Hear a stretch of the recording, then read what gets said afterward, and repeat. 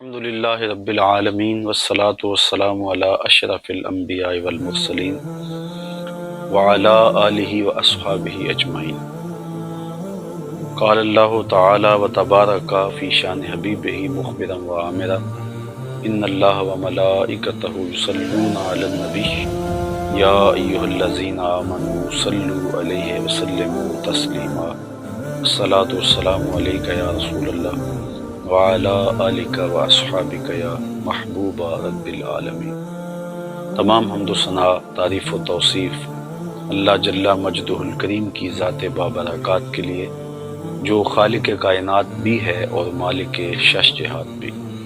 اللہ جل وعلا کی حمد و ثنا کے بعد رسول رحمت، شفیع معظم، نبی محتشم، اللہ کے پیارے، امت کے سہارے، رب کے محبوب، دانائے غیوب، مالک رقاب امم، فخر عرب و عجم، والی کون و مکان، سیاہ لا مکان، سید انس و جاں، سرور لالا رخاں، نیر تاباں، سر نشین مہوشاں، ماہ خوباں، شہنشاہ حسینہ، تتمہ دوراں، سر خیل زہرہ جمالاں، جلوائے صبح ازل، نور ذات لم یزل، باعث تکوین عالم، فخر آدم و بنی آدم، نیر بطحا، رازدار ما اوحا، شاہد ما طغا، صاحب علم نشرہ، معصوم آمنہ احمد مجتبیٰ، حضرت محمد مصطفیٰ صلی اللہ علیہ وآلہ وسلم کے حضور ناز میں اپنی عقیدتوں، ارادتوں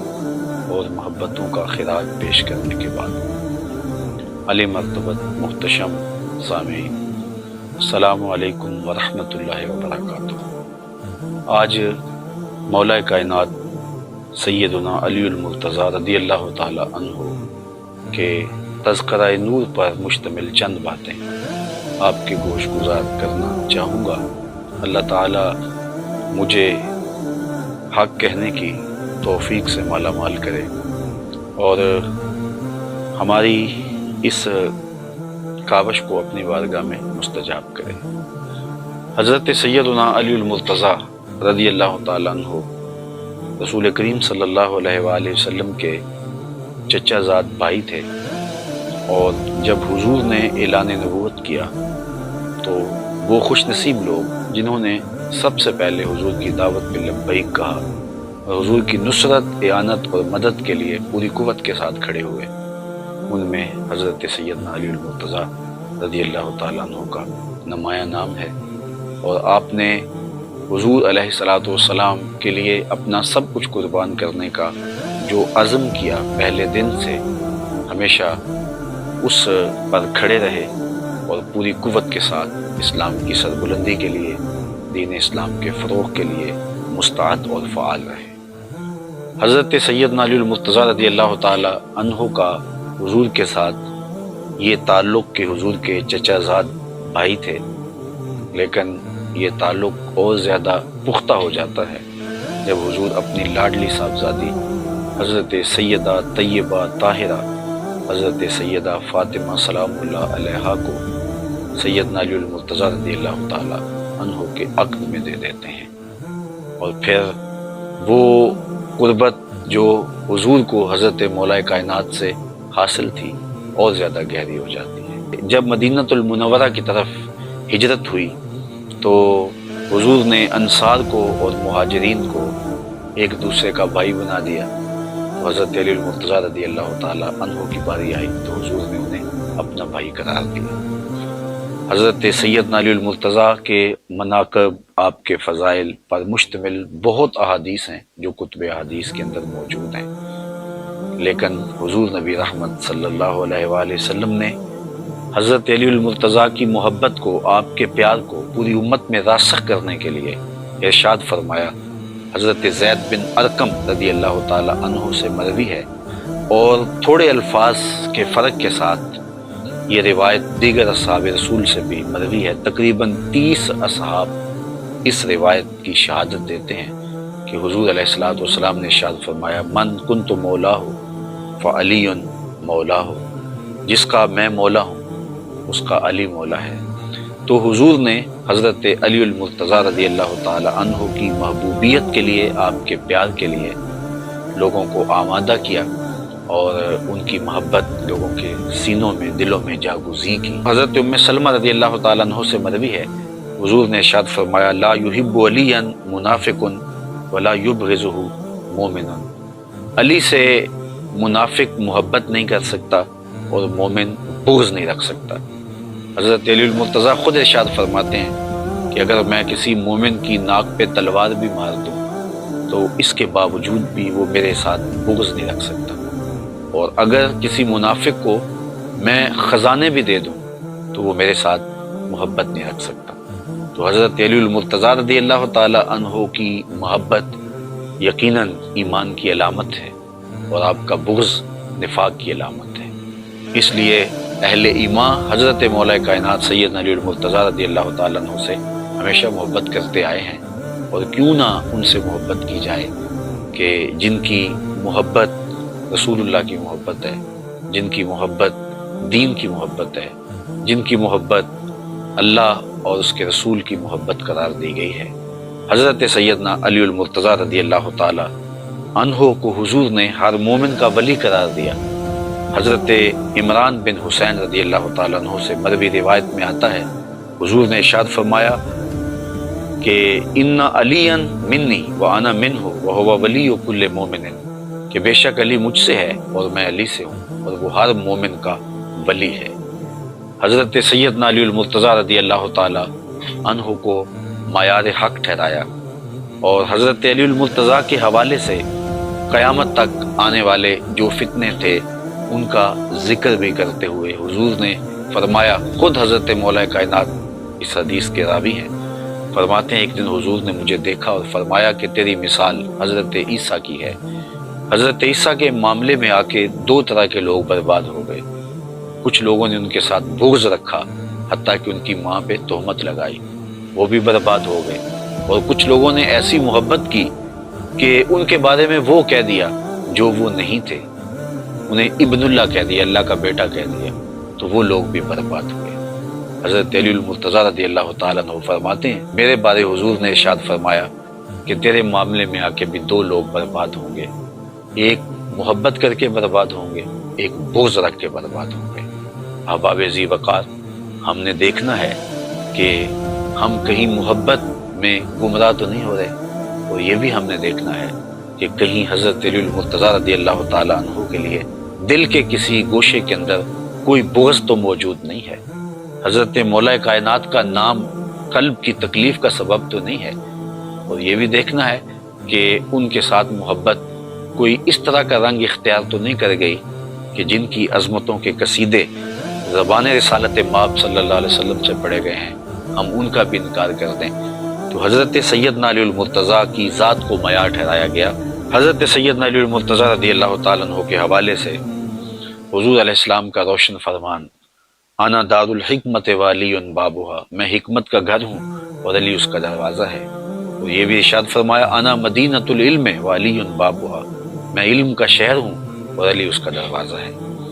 تو حضرت سیدنا علی المرتضیٰ حکمت کے دروازے ہیں، اور حکمت کے وہ موتی جو آپ کے دامن میں ہیں۔ آئیے تھوڑے وقت کے لیے کچھ موتی ہم بھی چنتے ہیں۔ حضرت سیدنا علی المرتضیٰ رضی اللہ تعالیٰ عنہ فرماتے ہیں افضل الزہد اخفاء الزہد، بہترین زہد وہ ہے جس میں زہد کو مخفی رکھا گیا ہو۔ انسان اپنی عبادتیں، اپنی زندگی کے اعمال صالحہ جتنا مخفی رکھے گا اس قدر ہی اس کو اللہ کی رحمتیں نصیب ہوں گی، اور یہ اخفاء ہی اس کے زہد کا حسن ہے، اور یہی اس کے زہد کا جمال ہے۔ تو حضرت مولا کائنات نے افضل زہد اس زہد کو قرار دیا جس میں زہد کا اخفاء ہو۔ اور ایک دوسرے قول میں آپ ارشاد فرماتے ہیں اشرف الغناء ترک المنع، بہترین غنا یہ ہے کہ آرزوؤں کو ترک کر دیا جائے۔ آرزوئیں ترک نہیں ہوں گی، تمنائیں ختم نہیں ہوں گی، تو پھر انسان کھرب پتی ہونے کے باوجود بھی کنگال رہے گا۔ ہر وقت، ہر لمحہ، ہر لہجہ اس کی ہرس اسے بے چین اور مضطرب رکھے گی۔ تو اشرف غنا، بہتر غنا، جو غنا اس کے قلب کی تسکین کا ساما بنے، جو اس کے باطن کے قرار کا ساما بنے، جو اس کو دنیاوی زندگی میں بھی راحت پہنچائے اور اس کی زندگی میں جمال و حسن پیدا کرے، وہ وہی غنا ہے جس میں آرزویں دم توڑ جائیں اور خواہشات اس کی ختم ہو جائیں۔ تیری آرزو ہے کہ ہو میری آرزو پوری، میری آرزو ہے کہ تیری آرزو بدل جائے۔ تو اشرف الغنا ترک المنا، آپ نے ایک دوسرے مقام پہ ارشاد فرمایا، عزم الخالق عندک یصغر المخلوق فی عینک۔ اللہ تعالیٰ جل شانہ کی عظمت جب اجاگر ہو جاتی ہے اور تیرے دل اور دماغ میں اس کی عظمت کا احساس پیدا ہوتا ہے تو پھر مخلوق تجھے بڑی دکھائی نہیں دیتی، پھر کائنات کی حقیقت تیرے سامنے کھل جاتی ہے۔ جب مالک کی عظمت اجاگر ہو جائے تو پھر کائنات تیرے سامنے بڑی نہیں رہے گی، وہ چھوٹی ہو جائے گی۔ فرمایا اگر کوئی لونڈی اپنے ہاتھ میں خنزیر کی انتڑیاں لے کے آئے تو ان انتڑیوں کی جو اہمیت ہے میری نظر کے اندر دنیا کی اتنی بھی اہمیت نہیں ہے۔ تو یہ وہ سبق ہے توحید کا اور اللہ تعالیٰ جل شانہ کی عظمت کے اقرار کا کہ جو بندے کو دنیا سے بے نیاز کر دیتا ہے اور مالک کی عظمت کے سائے میں کھڑا کر کے اس کی نگاہوں میں دنیا کو چھوٹا کر دیتا ہے۔ حضرت علی المرتضیٰ رضی اللہ تعالیٰ عنہ کا یہ قول بھی سننے کے قابل ہے۔ فرمایا لا غنا کل عقل ولا فقر کل جہل ولا میراث کل ادب ولا ظہیر کل مشاورہ۔ کتنی خوبصورت باتیں ارشاد کی اور کتنے قیمتی موتی ہیں جو عطا کیے۔ فرمایا لا غنا کل عقل، عقل جیسی مالداری نہیں ہے۔ جو مالداری، جو دولت، جو ثروت عقل کی صورت میں اللہ تعالیٰ جل شانہ نے عطا کی ہے، وہ کوئی اور دولت اس کی جگہ نہیں لے سکتی۔ بلکہ ایک مقام پہ فرمایا کہ ہم اللہ کی تقسیم پہ راضی ہیں، اس نے جاہلوں کو مال دیا اور ہمیں علم عطا فرمایا۔ تو اللہ تعالیٰ جل شانہ نے عقل کی صورت کے اندر جو غنا نصیب کیا ہے کسی شخص کو تو وہ بڑی دولت ہے۔ فرماتے ہیں کہ اس جیسا غنا کوئی نہیں۔ پھر فرمایا ولا فقر کل جہل، اور جہالت جیسی محتاجی، فقیری اور غریبی نہیں ہے۔ جو جاہل ہے تو اصل میں فقیر اور محتاج ضرورت مند وہ ہے جس کے پاس چراغ علم نہیں اور جہالت کے ڈیرے جس کے ہاں ہیں۔ پھر ارشاد کیا ولا میراث کل ادب، اور ادب جیسی کوئی وراثت نہیں ہے۔ بندے کو اپنے ماں باپ سے، اپنے بڑوں سے جو دولت ملی ہے، جو وراثت ملی ہے، وہ بہترین وراثت حسن ادب ہے۔ اگر ان کو اچھے ادب مل گئے تو یہ حقیقی دولت ہے، حقیقی میراث ہے جو اس کو اپنے بزرگوں کی جانب سے ملی ہے۔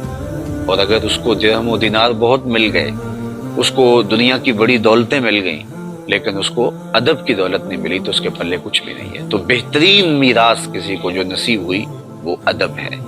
تو ادب وہ دولت ہے، ادب وہ ثروت ہے کہ جو باقی ساری ثروتوں سے اور دولتوں سے بھاری ہے۔ حضرت سیدنا علی المرتضیٰ رضی اللہ تعالیٰ عنہ نے چوتھی بات ارشاد فرمائی ولا ظہیرہ کل مشاورہ، مشاورت جیسا کوئی مددگار نہیں ہے۔ جو ظہیر اور جو مددگار مشاورت ہے، اس طرح کا کوئی بھی مددگار اور کوئی بھی ساتھی اور کوئی بھی جو ہے وہ دوست نہیں ہے۔ حضرت سیدنا علی المرتضیٰ رضی اللہ تعالیٰ عنہ کا ایک قول نور دیکھیے جو آپ نے انسانی زندگی کی تہذیب کے لیے ہمیں ارشاد فرمایا ہے۔ فرمایا من ظن بک خیرا صدق ظنک، اگر کوئی تجھے اچھا تصور کرنے لگ جائے تو تو اس کے تصور کو سچ کر دکھا۔ اگر تیرے بارے میں کسی کی رائے یہ ہے کہ یہ بہت اچھا ہے اور تو جانتا ہے کہ میں اچھا نہیں ہوں، تو تو حقیقتاً اچھا ہو جا تاکہ اس کا ظن تیرے بارے درست ہو جائے۔ اعلیٰ حضرت امام اہل محبت امام شاہ احمد رضا خان فاضل بریلوی علیہ رحمہ، آپ حافظ قرآن نہیں تھے، لیکن لوگوں کا یہ گمان تھا کہ آپ حافظ قرآن ہیں۔ ماہ سیام کی گھڑیاں آئیں تو لوگوں نے آپ سے کہا حضرت آپ اس مرتبہ قرآن سنائیے۔ تو آپ قرآن مجید کے حافظ نہیں تھے، لیکن لوگوں کا یہ ظن تھا تو آپ نے قرآن مجید یاد کر لیا اور ایک مہینے کے اندر حفظ بھی کیا اور سنایا بھی۔ روزانہ پڑھتے تھے اور شام کو سنا دیتے تھے کہ لوگوں کا میرے بارے ظن یہ ہے کہ میں حافظ قرآن ہوں، تو چلو میں حافظ قرآن بن جاتا ہوں۔ تو سید علی المرتضیٰ فرماتے ہیں جب لوگوں کا تیرے بارے اچھا ظن ہو تو تو ان کے ظن کے مطابق ہی ہو جا تو ان کے زن کو سچا کر دکھا۔ آپ کا ایک اور قول جو زندگی میں بہت زیادہ ہمیں رہنمائی فراہم کرتا ہے، بالخصوص فتنے کے دور میں یہ قول انتہائی رہنما قول ہے۔ ارشاد فرمایا کن فی الفتنہ کابن اللبون لا زہر فیرکب ولا درع فیحلب۔ فرمایا تو فتنے کے زمانے میں اونٹ کے 2 سال کے بچے کی طرح ہو جا، نہ تیرے پہ سواری کی جا سکے اور نہ تیرا دودھ دھویا جا سکے، یعنی فتنے میں تو لوگوں کا فتنے میں مددگار نہ ہو اور ان کے لیے کسی طرح بھی تو معاون نہ بن پائے، تو فتنے میں اپنے دامن کو بچا کر کے محفوظ رہا جائے اور اپنی حفاظت کی جائے۔ تو کتنی خوبصورت مثال دی کہ جس طرح اونٹ کا 2 سال کا بچہ ہوتا ہے کہ وہ دودھ بھی نہیں دیتا اور سواری کے قابل بھی نہیں ہوتا، تو نہ تو فتنے کو کوئی طاقت فراہم کر سکے اور نہ ان کی کوئی مدد کر سکے اور نہ ان کی کسی ضرورت کو، فتنہ گروں کی کسی ضرورت کو پورا کر سکے، ابن لبون کی طرح ہو جا۔ پھر آپ نے یہ بھی ارشاد فرمایا من حاسب نفسہ رابحا ومن غفل عنہا خاسرا ومن خاف آمنا ومن اعتبر ابصر ومن ابصر فہما ومن فہم عالما۔ آپ نے ارشاد فرمایا جس نے اپنے نفس کا محاسبہ کیا وہ کامیاب ہو گیا، بامراد ہو گیا، اور جو محاسبہ نفس سے غافل رہا وہ نقصان میں رہا، اور جس نے اللہ تعالیٰ کا خوف اپنے من میں سما لیا، اپنے باطن میں اتار لیا، وہ امن پا گیا۔ ومن اعتبر، اور جس نے عبرت حاصل کی، اب سارا اس کی آنکھیں کشادہ ہو گئیں اور اس کا سینہ روشن ہو گیا، اسے نور معرفت مل گیا۔ ومن ابصر فہما، اور جس کو بصیرت کا نور مل گیا تو وہ سمجھدار ہو گیا۔ ومن فہم عالما، اور جو فہم کی دولت سے مالا مال ہوا وہ حقیقی طور پہ عالم بن گیا۔ سیغے یاد کرنے سے عالم نہیں بنتا، بلکہ عالم بننے کے لیے بصیرت کا نور چاہیے، عالم بننے کے لیے بصیرت کے اجالے چاہیے، خوف خدا چاہیے، خشیت الہی چاہیے۔ تو یہ وہ راستہ ہے جو ہمیں علم کی طرف لے جاتا ہے، اور ایک عالم کے لیے محاسبہ ذات سے شروع ہو کر کے فہم دین تک یہ ساری منزلیں آتی ہیں، تو پھر وہ عالم بنتا ہے۔ حضرت سیدنا علی المرتضیٰ رضی اللہ تعالی عنہ فرماتے ہیں من عظم صغار المصائب ابتلاہ اللہ بکبائرہا، جو چھوٹی مصیبتوں کو بڑا سمجھنے لگ جاتا ہے اللہ تعالیٰ جل شانہ اسے بڑی مصیبتوں میں مبتلا کر دیتا ہے۔ زندگی کے اندر مصیبتیں، آلام، مصائب ہمیں آتے رہتے ہیں، تو چھوٹی مصیبت آ جائے تو خم خواہ واویلا نہیں مچانا چاہیے، اور اگر چھوٹی مصیبت پر واویلا مچانے لگ جائیں گے تو پھر ایک دن آئے گا کہ اللہ بڑی مصیبتوں میں بھی ہمیں مبتلا کر دے گا۔ تو حضرت علی المرتضیٰ نے کتنا روشن قول ہمارے سامنے رکھا کہ اللہ کی طرف سے کوئی آزمائش آ جائے، امتحان آ جائے، اس کو صبر سے، حوصلے کے ساتھ اس امتحان کو، اس آزمائش کو گزارا جائے، تاکہ بڑی آزمائش سے، بڑی مصیبت سے بچا جا سکے۔ آپ کا ایک اور قول بھی دیکھیے، فرمایا تھوڑا سا شک دین بگاڑ دیتا ہے اور تھوڑی سی دنیا آخرت برباد کر دیتی ہے۔ تشکیک جب پیدا ہوتی ہے تو پھر دین نہیں رہتا۔ علامہ اقبال علیہ رحمہ نے بھی کہا تھا کہ غلامی سے بدتر ہے بے یقینی۔ تو بے یقینی جب روحوں میں، دلوں میں اترنے لگے تو پھر دین نہیں بچتا، دین باقی نہیں رہتا، اور تھوڑی سی دنیا داری آخرت برباد کر دیتی ہے۔ یہاں دنیا داری سے مراد خدا سے غافل ہونا ہے۔ چیز دنیا از خدا غافل بدن، علامہ رومی کہتے ہیں خدا سے غفلت کا نام دنیا ہے۔ سونے چاندی، کاروبار، یہ زندگی کے امور دنیا نہیں ہے۔ جب غافل ہوں گے تو وہ چاہے ہم ممبر پہ بیٹھے ہوں گے یا کعبے کا طواف کر رہے ہوں گے تو وہ دنیا داری ہوگی۔ تو ہم اپنے آپ کو غفلت سے بچائیں اور تھوڑی سی دنیا داری سے بھی اپنے آپ کو محفوظ رکھیں تاکہ آخرت کی بربادی نہ ہو۔ حضرت سیدنا علی المرتضیٰ رضی اللہ تعالیٰ عنہ کا ایک اور قول سنتے جائیے، فرماتے ہیں پرہیزگاری کے سوا حلم درست نہیں ہے اور طمع سے دین سلامت نہیں رہتا۔ جب پرہیزگاری موجود نہیں رہتی تو پھر طبیعتوں میں حلم پیدا نہیں ہوتا، اور جب کسی کی طبیعت میں طمع پیدا ہو جاتی ہے تو پھر دین سلامت نہیں رہتا۔ جب طمع پیدا ہو تو پھر دین کی حفاظت کون کرے گا؟ تو حضرت سیدنا علی المرتضیٰ رضی اللہ تعالیٰ عنہ کے یہ نور اقوال ہماری زندگی کے تیور اور دھارے بدل سکتے ہیں، اور ہمیں ایک اچھا اور صالح انسان بننے کے لیے یہ قول ہمارے لیے رہنما ہے اور روشنی ہے۔ حضرت علی المرتضیٰ رضی اللہ تعالیٰ عنہ چونکہ شہر حکمت کے دروازے ہیں، اس لیے ہمیں انہیں زندگی گزارنے کا کامل اور مکمل نصاب دیا ہے۔